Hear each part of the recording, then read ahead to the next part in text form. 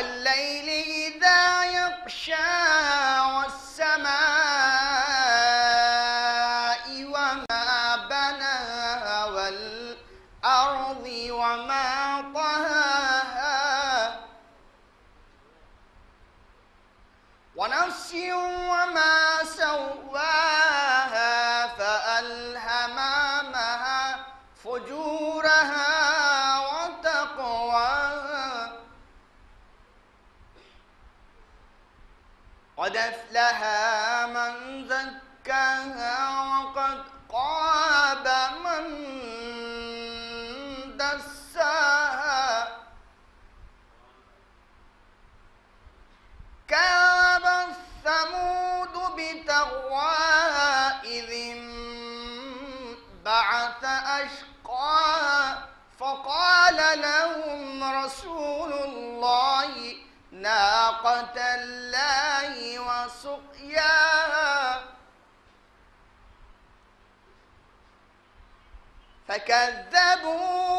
فكذبوا فعقروها فدمدم عليهم ربهم بذنبهم فسواها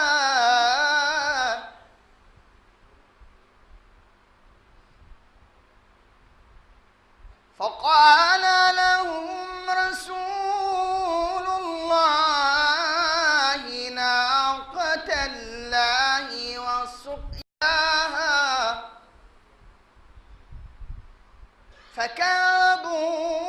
فكذبوا فعقروها فدمدم عليهم ربهم بذنبهم فسواها ولا يخاف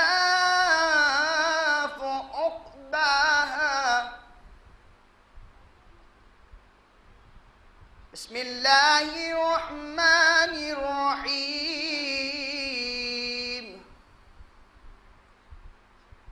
لإيلاف قريش إيلافهم رحلة الشتاء والصيف فليعبدوا رب هذا البيت الذي أطعمهم من جوع وآمناهم من خوف. بسم الله الرحمن الرحيم. إذا جاء نصر الله والفتح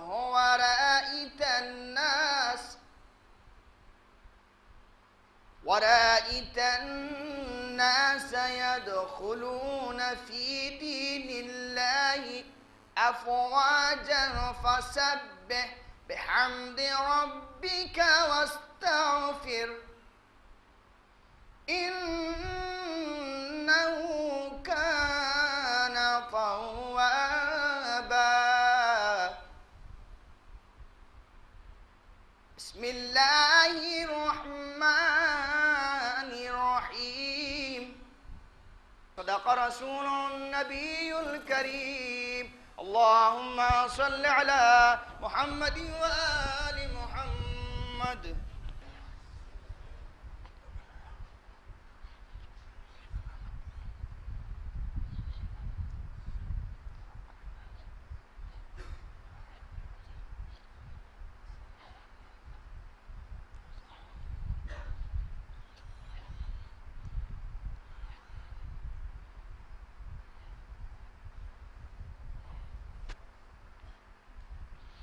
أعوذ بالله السميع العليم من الشيطان اللعين الرجيم. بسم الله الرحمن الرحيم. الحمد لله المنعم المنان الظاهر في كل شيء بالبينة والبرهان والباطن لكل شيء بالإحاطة والسلطان والمتكلم بلا جوارح في التوراة والإنجيل والزبر والفرقان والصلاة والسلام अला मन उन्ज़िल अलैहिल क़ुरआन अन्नबिय्यिल उम्मिय्यिल अरबी अल-क़रशिय्यिल मक्किय्यिल मदनिय्यिल बतिय्यिल अब्तहिय्यिल तहामी अद्दाफ़ि'i इशातिल अबातील वद्दामिग़ सौलातिल अदालील मुअलिनिल हक़ बिल हक़ अबिल क़ासिम मुहम्मद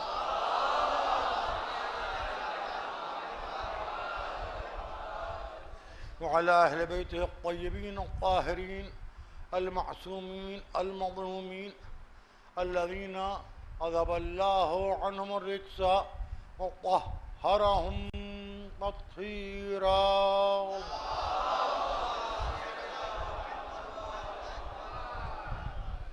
अम्मा बअद फ़क़द क़ाल सुब्हानहु व तआला फ़ी मुहकम किताबिहिल मजीद व मुत्क़न ख़िताबिहिल हमीद व क़ौलुहुल हक़ सयअलमुल लज़ीना ज़लमू अय्या मुनक़लबिन यनक़लिबून। सलवात मुहम्मद। हज़रात, ज़ालिम और मज़लूम को मौजू करार दिया गया है इस सिलसिले गुफ्तगू का। इरशाद अहदियत है कि जुल्म करने वालों को अनकरीब ये मालूम हो जाएगा कि वो कौन सी ऐसी ताकत है जो उनके निज़ाम जुल्म व सितम के ख़िलाफ़ इनकलाब बर्पा कर देती है। जुल्म एक बदनाम लफ्ज़ है जिसे सियासतदानों ने हुनर बनाया। जुल्म एक बदनाम लफ्ज़ है जो तलवार की धार से वाबस्ता है। जुल्म एक बदनाम लफ्ज़ है जो तीर और कमान से जुड़ा हुआ है। जुल्म एक बदनाम लफ्ज़ है जिसके साथ खंजर याद आता है। जुल्म एक बदनाम लफ्ज़ है जिसके साथ लश्कर याद आता है। जुल्म एक बदनाम लफ्ज़ है जिसके साथ डिक्टेटरशिप याद आती है। जुल्म एक बदनाम लफ्ज़ है जिसके साथ बादशाह याद आते हैं। जुल्म एक बदनाम लफ्ज़ है जिसके साथ सितमगर याद आते हैं। जुल्म एक बदनाम लफ्ज़ है जिसके साथ बंदूकें याद आती हैं। जुल्म एक बदनाम लफ्ज़ है जिसके साथ बम याद आते हैं। जुल्म एक बदनाम लफ्ज़ है जिसके साथ तोपें याद आती हैं। असल जालिम वो है जो जुल्म करे और उसको लोग इस्लाह कुनिंदा समझें। अब आप चौंके कि ये हो क्या गया। जुल्म एक फ़न है और बड़ा फनकार कामयाब इंसान कहा जाता है। जुल्म यह है कि सिगरेट जान लिए ले रही है फिर भी उसको बेचा जा रहा है और ख़रीदने वाले बेवकूफ़ बन के ख़रीद रहे हैं, मुझ ऐसे, आप नहीं। जुल्म यह है कि नशा बेचा जा रहा है, हम पैसे खर्च करके शराबें पी के नाली में मुंह दिए पड़े हैं, होश आवास खोए हुए। इसको कहते हैं मार्केटिंग की कामयाबी। देखिए अभी आप चौंकेंगे, मेरे आप इंतशार पर न जाइए, मेरे इंतशार में इर्तिबात बहुत है। मैं थका हुआ हूँ, थकाने वाला नहीं हूँ। मैं वक्त से आगे निकल चुका हूँ, आपको वक्त के अंदर ही रखने वाला हूँ। मैं ज़्यादा जी गया हूँ, आपकी ज़िंदगी के लिए वबाल नहीं बनूँगा। देखिए जुल्म ये है कि इंसान को बेवकूफ़ बना के अपना काम निकाले, दूसरे की ज़िंदगी बर्बाद कर दे। मैं कहना ये चाह रहा हूँ, जिसका जो काम है वो निकल जाए, दूसरों का जीवन नष्ट होता है हो जाए, दूसरों की ज़िंदगी बर्बाद होती है हो जाए, दूसरों की नस्लें तबाह होती हैं हो जाएं, दूसरों के बच्चे रोटी रोज़गार से चले जाते हैं चले जाएं, इसको कहते हैं असल जुल्म। और जुल्म का एक मिजाज और भी है। पहले जुल्म के डस्टबिन का नाम था शैतान। चौंकिएगा, कुछ किया शैतान के खाते में डाल दिया, शैतान ने बहका दिया। 20, 25, 30 साल से अमेरिका और इसराइल आ गया है।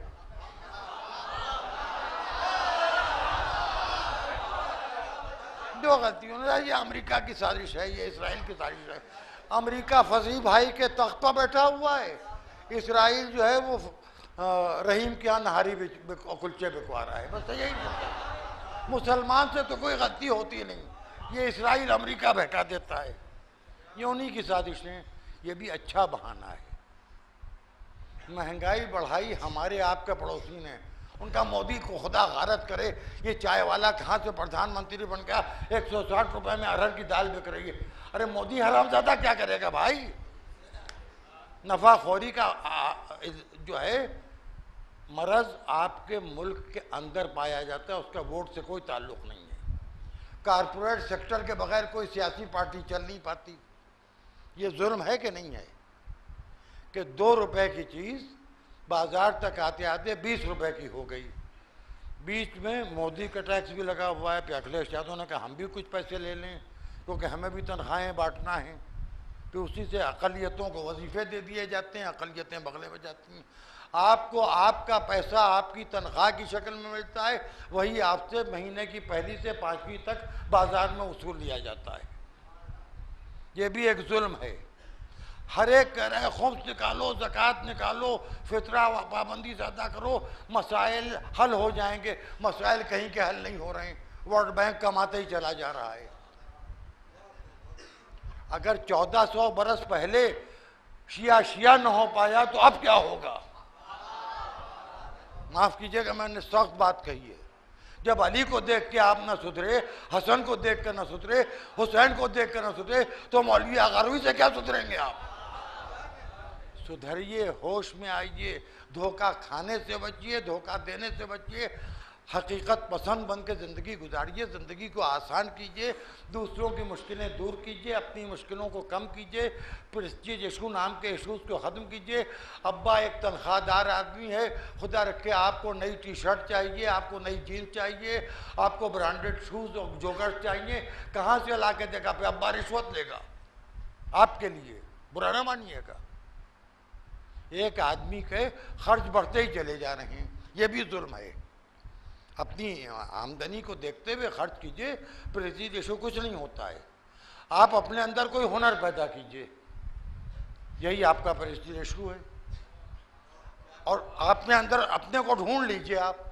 आपके अंदर हो सकता है कोई बड़ा खतीब छुपा हो, कोई बड़ा मुहक्किक छुपा हो, आपके अंदर कोई बड़ा आर्टिस्ट छुपा हो, आपके अंदर कोई बड़ा फनकार छुपा हो, आपके अंदर कोई बड़ा इंजीनियर छुपा हो। आप बाजार देख रहे हैं, पापा की जान के आज़ाब बने में, अब पापा भी अधेड़ हो गया है, सर्विस के आखिरी साल हैं,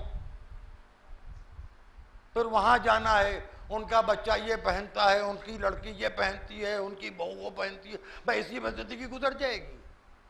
छोड़िए जी, जिसको मिलना हो मिले, जिसको ना मिलना हो मिले, जैसे अच्छा लगे वैसे पहनिए, अपनी हद में रह के। उनके यहाँ बर्गर आया है तो मेरे यहाँ पिज्ज़ा ज़रूर है, ये कोई बात नहीं है। जब इंशाल्लाह कमाइएगा ले आइएगा, एक नहीं 2 बर्गर ले आइएगा, 2 पिज्जे ले आइएगा। बजट से बाहर ज़िंदगी सबकी गुजर रही है, उसकी वजह से करप्शन बढ़ रहा है, रिश्वतखोरी बढ़ रही है, रिश्वत सितानी बढ़ रही है। जब से टीवी आया है पब्लिसिटी बढ़ी है, पब्लिसिटी बढ़ने की वजह से मार्केटिंग बढ़ी है, बनिया तर होता जा रहा है, गरीब तर होता जा रहा है। ये है ज़िंदगी की सच्चाई, ये भी एक जुल्म है। मालदार को गाली दे लेना बहुत आसान है, हम आप क्या कर रहे हैं। रुपया गिरता चला जा रहा है, वक़्त घटती चली जा रही है। पहले आज से 50 साल पहले कोई 100 रुपये महीना की नौकरी पा जाता था, लोग कहते थे लड़के का घर बसाओ माशाल्लाह आमदनी हो गई है। आज 100 रुपये मजाक बन के रह गए हैं। आने वाले वक्त में ज़िंदगी को आप लोग और कठिन कर लेंगे, थोड़े अपने अखराजात रोकिए। मैं जो कह रहा हूँ वो आपसे इसलिए नहीं कर रहा हूँ, मेरे लड़के तो अपनी रोटी रोजी का इंतज़ाम खुद कर चुके, मैं अपना लेकिन औलाद तो बोझ बनना भी अच्छा लगता है। जब इंशाल्लाह जब आप बाप बनेंगे तो आपको कुछ चीज़ें मेरी समझ में आएंगी देर से। हम मरहूम ये कहा करते थे, खुदा रूह ने शर्माया, उन्होंने टोका था इस बात पर। अब आप सोचिए, ज़िंदगी को आसान कीजिए। और एक जुल्म और भी है, ये भी सुन लीजिए। पड़ोस में कोई बूढ़ा है, कोई बूढ़ी औरत है, उसकी तबीयत ख़राब है, उसके बच्चे सऊदी अरब में, दुबई में, लंदन में, अमेरिका में रहते हैं, तो उसको अकेला अस्पताल में न छोड़िए। एक आदमी उसकी आदत कर लीजिए, उसकी तीमारदारी कर लिए। तीमारदारी करना सवाब है और न करना अपने ऊपर जुल्म है। किसी को आपने दवा ला के दे दी, किसी को आपने कई मरतबा ये कह चुका हूँ सड़क पार करवा दी, किसी को आपने थोड़ी सी उसकी मदद कर दी, इसमें नामो नमूद की ज़रूरत नहीं है। आपका अपना दिल मुतमईन होगा, ज़मीर मुतमईन होगा। थोड़ी सी वक्त की पाबंदी कर ली, ट्रैफिक जाम होता है ज़रा पहले निकल लिए, स्कूल पहुंच गए सही वक्त से, कॉलेज पहुंच गए सही वक्त से, वापस आए, घर चले आए, माँ परेशान होती है, बाप परेशान होता है, किधर है मेरा बेटा, चलिए थोड़ा वक्त घर ही में गुजार लीजिए, इसमें कोई हर्ज नहीं है। ज़िंदगी में कई जुल्म आदमी करता है, समझ नहीं पाता है जुल्म कर रहा है, फिर वही जुल्म जब उसके साथ होते हैं तो उसको एहसास होता है। जब मैं बेटा था मुझे अपनी अम्मा का टोकना हर बात में अजीब सा लगता था, अब मैं बाप बना हूँ तो हर बात पर टोका करता हूँ औलाद को। ये इंसान की फितरत है। लेकिन मैं जो कहना चाह रहा था मैंने आपको मुतवज्जे कर दिया। अपना एक मुआशरा बिगड़ गया था, एक सोसाइटी बिल्कुल अपसेट हो गई थी, एक समाज बिल्कुल तबाह हो गया था। उस खालिक ने चाहा कि उसको सुधार दे, उसने एक नूर से कहा कि चले जाओ। वो नूर मक्के में नमूदार हुआ बशक्ल नबी। एक सलावत पढ़िए बाबा जरा।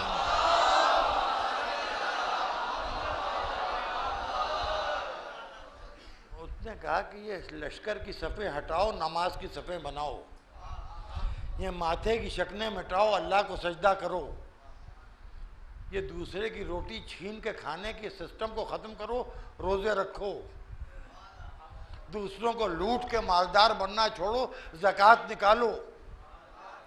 अरे दुनिया उसकी दुश्मन हो गई। हालात ऐसे हुए कि मक्का छोड़ के मदीने जाना पड़ा। कोई पत्थर मार रहा है, कोई रास्ते में कांटे बिछा रहा है। वो लोगों को वो बुढ़िया बहुत याद है जो रसूलुल्लाह के सर पर कूड़ा फेंका करती थी। बुढ़िया की बड़ी फजीलत है, फिल्म में रसूल बताते हैं मौली साहब के सर पर कोई संतरे का छिलका फेंक दे, गालियां दे देते थे, भूत बना देंगे। सीरत रसूल बयान कर देना आसान है। एक दिल सीरत रसूल पाकर चलने का एक एक उम्मती सिस्टम बना ले तो सारी दुनिया में फितना और फसाद खत्म हो जाएगा।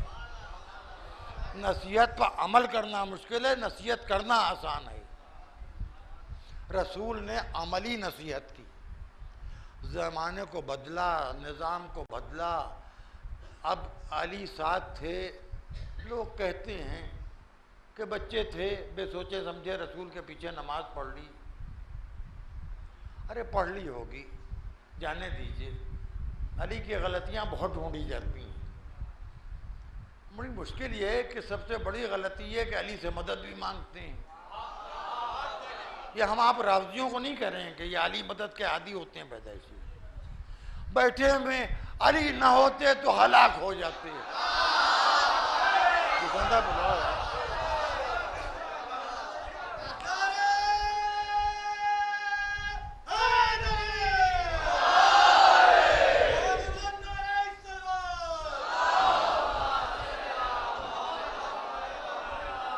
अली से मदद भी मांगते हैं, अली में खराबियां भी ढूंढते हैं। बहरहाल अल्लाह के हुक्म से नबी ने अली से मदद मांगी। ज़ौजा इताअत गुजार थी खतीजा। मैंने खतीजा की तारीफ की है, किसी को बुरा नहीं कहा है। आप मेरे यहाँ हर बात में कीड़े निकालते हैं, आप मेरे पीछे पड़ गए हैं, जीना दूभर कर रखा है मेरा।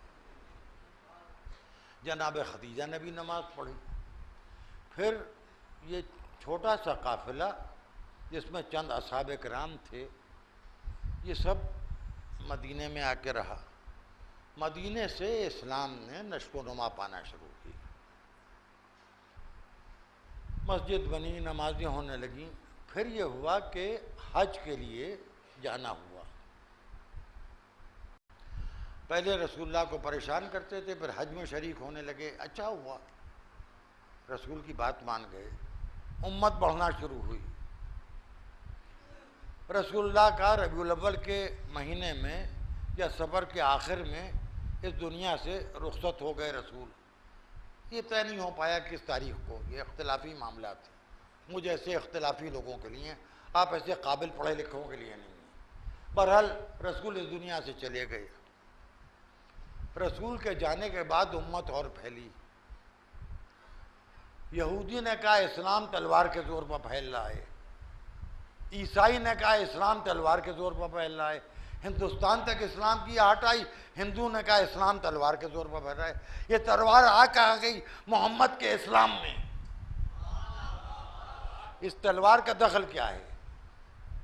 ये तो सजदों से फैलने वाला मजहब था, ये तो रोज़ों से लबों से फैलने वाला मजहब था, ये तो इबादतों से फैलने वाला मजहब था। बात ये हुई कि लोगों ने, गांधी ने कांग्रेस बनाई थी हिंदुस्तान आज़ाद करने के लिए, कांग्रेस इलेक्शन लड़के हुकूमत करने लगी।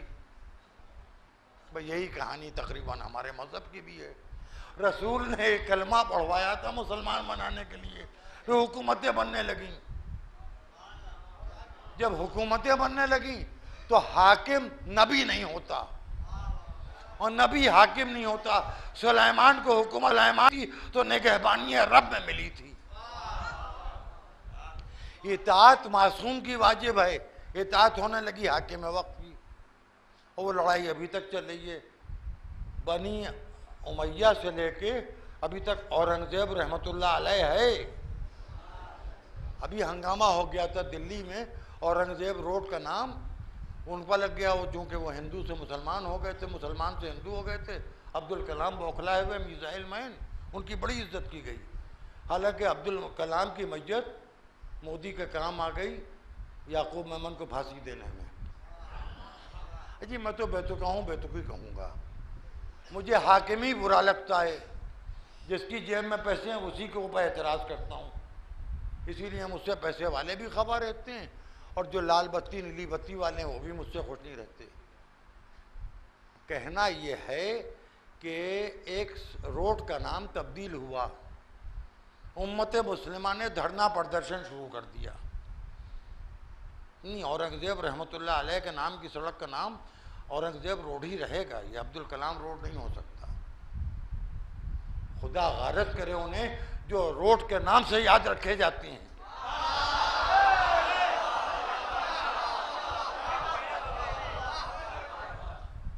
औरंगजेब के नाम से अगर रोड रहेगी तो औरंगजेब रहेगा, नहीं तो नहीं रहेगा। अब मैंने औरंगजेब की तारीख पूछी। मुसलमान ने कहा बहुत बड़ा मुबल्लिग इस्लाम था, हिंदू ने कहा ब्राह्मणों को काट के फेंक देता था, शियों ने कहा बड़ा जालिम था। बड़ा किस्सा है भाई। था क्या? तो अलैहि रहमा था, रहमतुल्लाह अलैह था, रज़ी अल्लाह तआला अन्हु था। नहीं समझ में आ रहा है मेरी। 2 लोग उसके नाम की तस्वीर पढ़ रहे हैं, 20 लोग उसके नाम पर जूते मार रहे हैं, लानत कर रहे हैं, तबर्रा कर रहे हैं। मैंने कहा छोड़ो हटाओ यार, ये मरे हुए बादशाहों के किस्सों में न पड़े।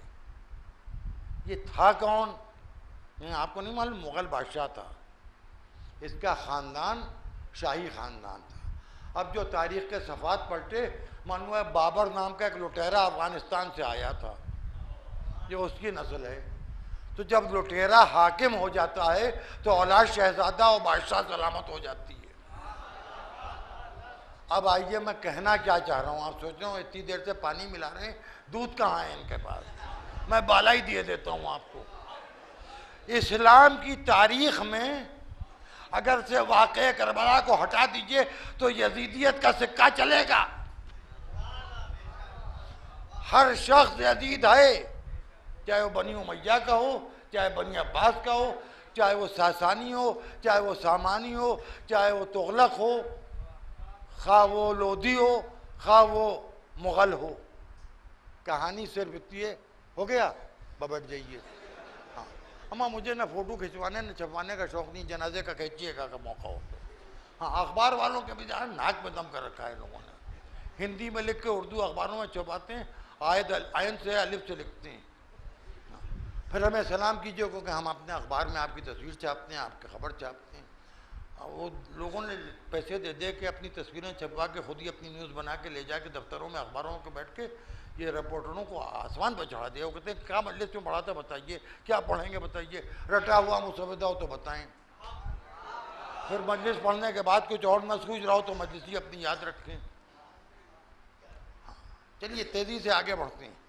किस्सा ये हुआ कि इस्लाम की तारीख़ में मुआविया नाम का एक शख्स बनी उमैया का, उसके बहन का शौहर जिसका कल जिक्र किया, उसने उसे शाम की हुकूमत दे दी। उसके ज़ौजा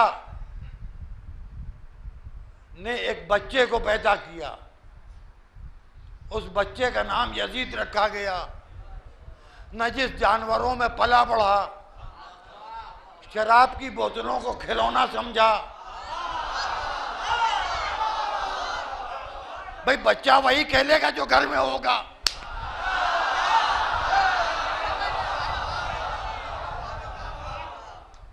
उसके बाद उसको शतरंज बहुत अच्छा खेलने लगा था। सुन लीजिए, अगर आप चेस खेलते छोड़ दीजिए, या तो या हुसैन कहना छोड़िए, ये वो बुरी आदतें जो यजीद में थी छोड़ दीजिए। मैंने कह दिया, कोई ये नहीं है, मैं हुसैनियों से कह रहा हूँ। अब वो जवान हुआ, हर बाप चाहता है बेटा उसकी जगह पाए, तो ये तो ठीक चाहा गया कि यजीद की बैयत ली जाए। वो बैयत इधर उधर टकराती रही। फिर बाप के मरने के बाद मुतालिबा बैयत चादर तत्हीर से जाके टकराया। देखिए मैं कहाँ पर ले आया आपके जहनों को। जुल्म जवान हो रहा है, मजलूमी का शबाब आ रहा है। मजलूमी के शबाब का नाम है हुसैन, जुल्म की जवानी का नाम है यजीद। जुल्म ने मजलूमी से बैयत मांगी, जाम शराब ने आये तथहीर से बैयत मांगी, नजासत ने तहारत से बैयत मांगी, बदनसबी ने आली नसबी से बैयत मांगी, बदकिरदार माँ के बेटे ने सैयद आलमियान के शहजादे से बैयत मांगी, जुए ने रिस्क हलाल से बैयत मांगी, नशे ने होश में लाने वाले से बैयत मांगी। बैयत का मुतालिबा फर्जंद जहरा तक आया। एक जुमला फरमाया, अलैसद यजीद यलअबु बिल किलाब, वो यजीद मुझसे बैयत मांग रहा है जो कुत्तों के बच्चों से खेल के जवान हुआ है। जिब्राइल के परों से खेलने वाला और है।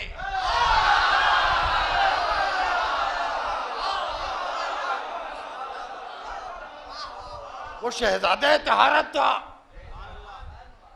हुसैन की अजमत समझिए क्या है। जब हुसैन आ गए चादर के नीचे, तब आए तस्वीर नाजिल हुई। अगर हुसैन चादर के नीचे न जाते, कुरान होता है तस्वीर ना होती। तो तहारत जहरा, तहारत मोहम्मद, तहारत अली, तहारत हुसैन की दलील आखिर है हुसैन, तहारत हसन की दलील है हुसैन। हुसैन ने कहा, वो यजीद जो नजिस जानवरों में पल बढ़ के जवान हुआ, मुझसे बैयत मांग रहा है, मैं तो यजीद के बैयत नहीं करूंगा। ये कह के कसरे वलीद से निकल आए। फिर हुसैन ने कहा कि अब मैं निकलना हूं। बहन ने कहा, मैं भैया के साथ जाऊंगी। एक काफिला तैयार हो गया, काफिला चला गया, मदीना सुनसान हो गया, काफिला मक्के में रुक गया। वाकया गुजर गया। आशूर के दिन हुसैन के खून की तहारत यजीदियत की नजासत पर फतह पा गई। हुसैन जंग भी जीते, हुसैन की फतेह मादी भी हुई, फतेह इमरानी भी हुई। मेरे पास दलील है। यजीद का मज़ार नजिस दुनिया में कहीं नहीं है।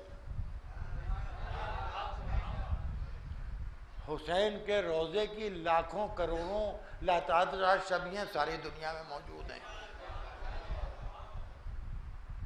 और उसके बाद शराफत इंसानी ने गम हुसैन मनाना शुरू किया।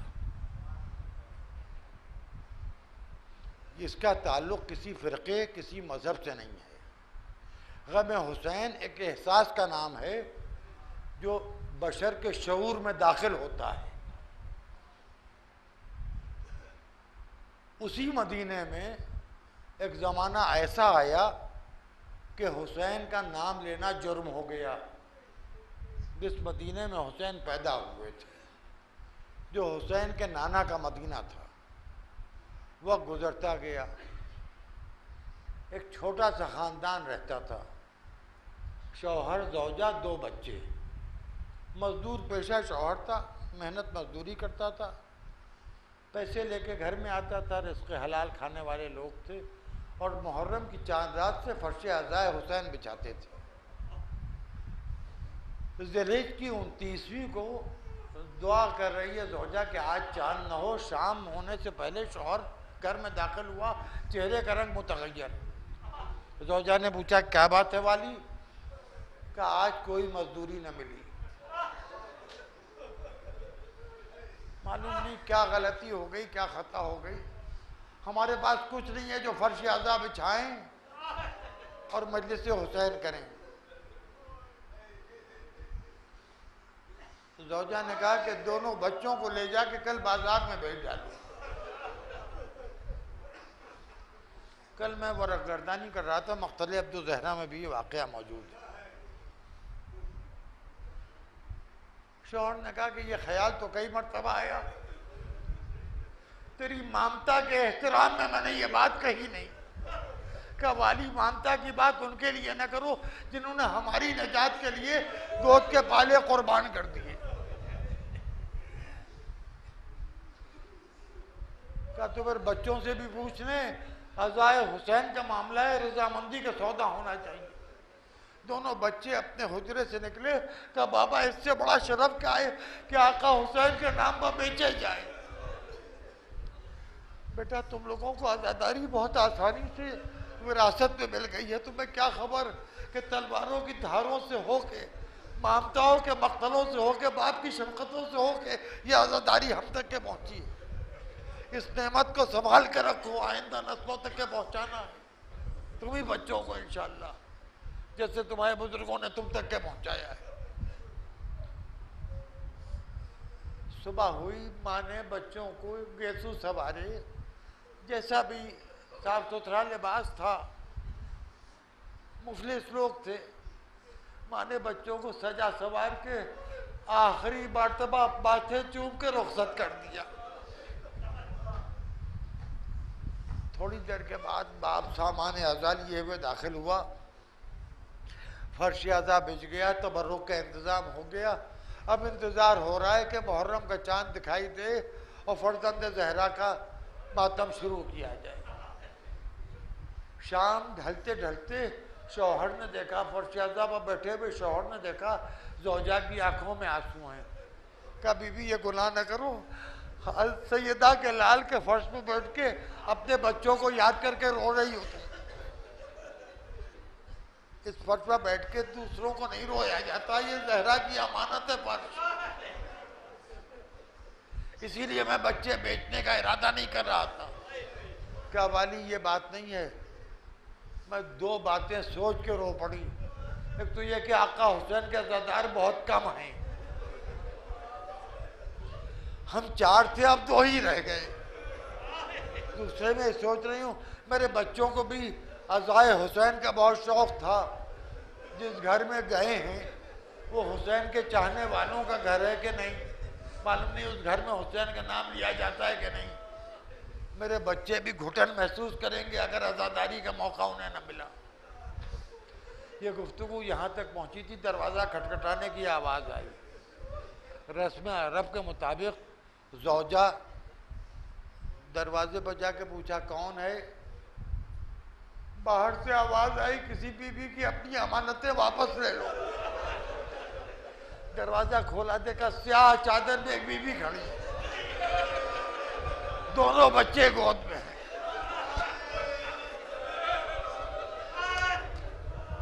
कल लो तुम्हारी अमानतें वापस आई। कहा बीबी इन बच्चों को ले जाइए। जो रकम मिली थी उसमें से काफी कुछ खर्च हो चुका है, अब रकम वापस नहीं हो पाएगी। कहा तुम्हारे बच्चे वापस लाई हूं, तुमसे कोई रकम वापस नहीं मांग रही। पर्दा हटा के खड़ी हो गई। कहा घर के अंदर तशरीफ लाइए। बीबी घर में आई। कहा बीबी आपको कहाँ बिठाऊं, गरीब खाना आपके काबिल नहीं है। कहा तेरे घर में फर्श आज़ाए हुसैन बिछता है? कहा हाँ बिछ गया। कहा मुझे वो फर्श पसंद है, मुझे फर्श आज़ाए हुसैन पर बिठा दो।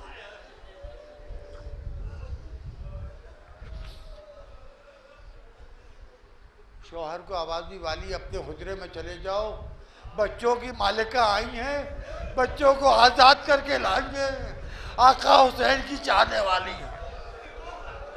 फर्श आज़ा पर आके बैठ गई। माँ ने बेटों की तरफ देख के कहा जब ये आका हुसैन की चाहने वाली थी तो तुमने इनकी शफकत से गलत फायदा उठा लिया, इनकी खिदमत करते, इन्हीं घर के घर में रहते। बच्चों ने एक दूसरे को देखा, माँ की तरफ देखा कि अम्मा हमें कुछ न कहो, पहले पूरी बात सुन लो। बाबा हमें बाजार में ले गए, एक नूरानी चेहरा शख्सियत ने बाबा से गुफ्तगू की, हमें गोद में लिया, बाबा को कीमत दी, लेके मदीने से बाहर निकले, शहर के बाहर। कुछ देर के बाद हम एक सजे सजाए माहौल में पहुंचे, वहां ये बीवी बैठी थी।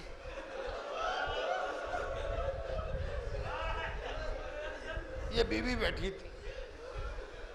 उनसे कहा अम्मा ये बच्चे बिक रहे थे, खरीद लाया हूं। ये मेरे मेहमान हैं, आपके मेहमान हैं। अम्मा इन बीवी ने हमें गोद में लिया, अपने हाथ से लुक़्मे बना बना के खाना खिलाया, ठंडा पानी पिलाया, अपने दोनों जानुओं पर हमारे सर रख के थपक थपक के सुला दिया। हम सो के उठे, हमने कहा काम बताइए, खिदमत बताइए। कहा खिदमत मैं करूंगी, तुम मेरे लाल के मेहमान हो, मेरे मेहमान हो।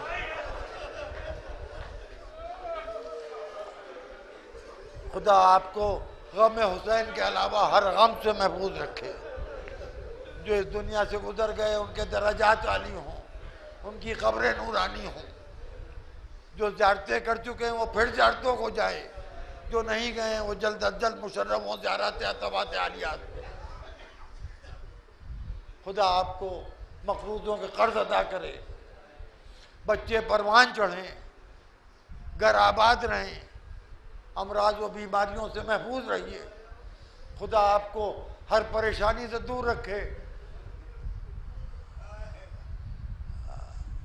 अभी थोड़ी देर पहले अम्मा जिन्होंने हमें खरीदा था वो रोते हुए आए, कहिए अम्मा इन बच्चों को इनके घर पहुंचा दीजिए, इनके माँ ये कह के रो रही है 2 आज़ादार कम हो गए।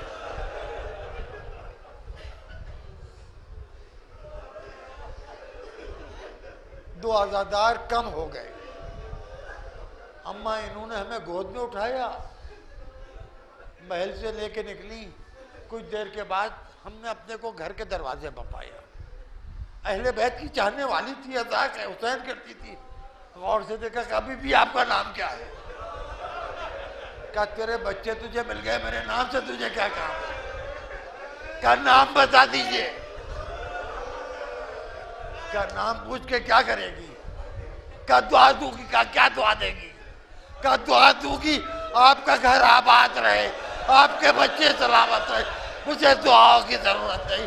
मुझे ज़हरा कहते हैं, करबला में मेरा घर उजड़ गया, मेरे बच्चे मारे गए और मोहम्मद खत्म हो गए, कासिम शहीद हो गए, अली असगर के हाथ सयअलमुल्लज़ीना ज़लमू